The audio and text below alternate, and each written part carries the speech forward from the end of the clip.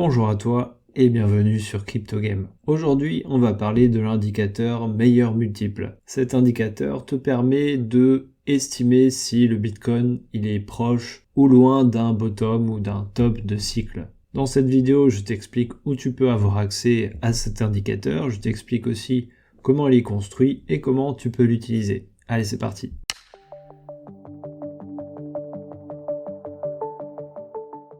L'indicateur Bitcoin meilleur multiple, tu peux le trouver sur CoinGlass. Ici, tu tapes cette URL et tu vas tomber sur ce graphique. Donc, qu'est-ce qu'il y a sur ce graphique? Il y a le Bitcoin en échelle logarithmique en jaune. En bleu, c'est la moyenne mobile simple à 200 périodes. Donc, c'est en journalier ici. Et il y a l'indicateur meilleur multiple en vert. Et qu'est-ce que c'est cet indicateur meilleur multiple? C'est tout simplement le ratio entre le prix du Bitcoin et sa moyenne mobile à 200 périodes. C'est vraiment tout simple. Et ça te produit cette courbe verte.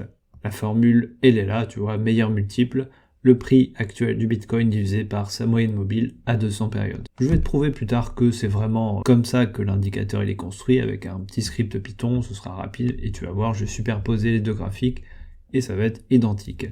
Pour en finir sur cette page, tu peux lire le petit texte ici.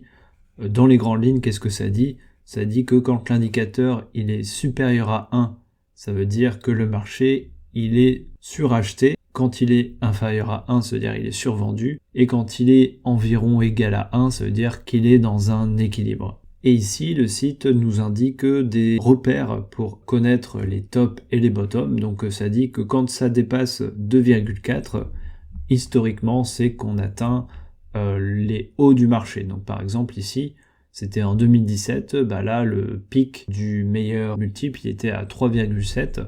Donc ça a dépassé 2,4 et là on était bien dans un moment de surchauffe. Ici, par exemple aussi, on était à un moment de surchauffe à 2,5. Bon, c'était pas le top du marché, c'était un top intermédiaire. Au bull run précédent, ici, on était aussi supérieur à 2,4 et c'était bien une zone de surchauffe. Récemment, on n'a pas dépassé les 2,4. Et on a aussi un repère de bottom, ici, c'est quand le meilleur multiple atteint 0,8. Le site dit que c'est un bon point pour acheter ou renforcer ses positions. Et effectivement, tu peux voir que en dessous de 0,8, c'était des bons points d'achat, la plupart du temps. Allons-y rapidement, je vais reproduire ce graphique.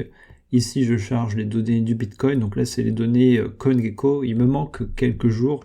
Je n'arrive pas à retélécharger des données de CoinGecko. Il me dit que j'ai trop téléchargé, donc je suis bloqué.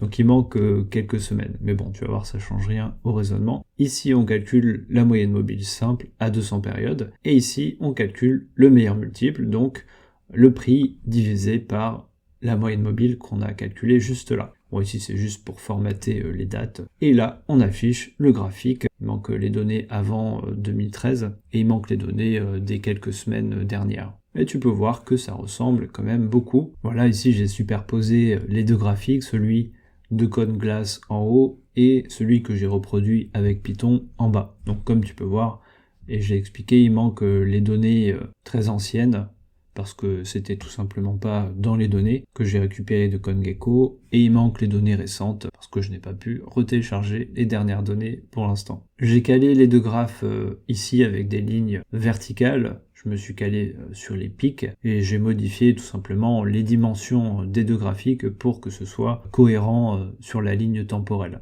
Tu peux voir ici le pic, il est supérieur à 6, et pareillement ici le pic est supérieur à 6. Celui-ci est environ à 4, tout comme celui-là. Celui-ci, il est environ à 2,5, tout comme ici. Et là, c'est presque à 3, comme ici.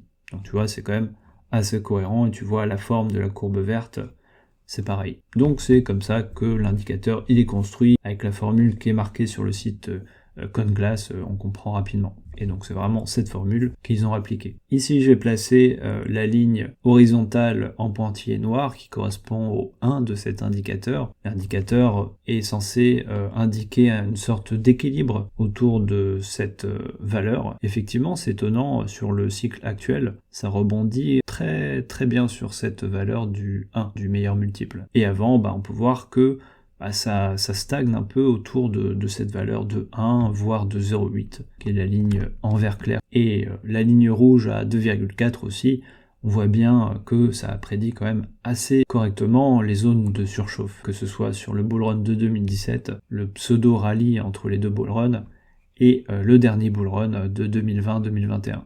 Concrètement, comment tu peux utiliser ça? C'est évident, tu l'as compris, quand cet indicateur du meilleur multiple, donc la courbe verte, dépasse vers le haut les 2,4, ça veut dire a priori qu'on est en surchauffe, donc il est temps de prendre ses profits. Et quand cet indicateur revient dans la zone des 1, voire même 0,8, c'est encore mieux, ça veut dire a priori qu'on est sur un bottom, ou en tout cas on n'en est pas loin. Comme j'ai dit, ça a superbement fonctionné récemment. Mais attention, comme tout indicateur, si ça a bien fonctionné par le passé, ça veut pas dire que ça va bien fonctionner dans le futur, mais en tout cas, c'est quelque chose à garder en tête. Si t'as apprécié, si t'as appris des choses, n'hésite pas à laisser un like, ça soutiendra la chaîne. Et si tu vas te tenir informé des prochaines sorties, je t'invite à t'abonner et à activer la cloche pour ne rien louper. C'était Julien sur CryptoGame, prends soin de toi et à la prochaine.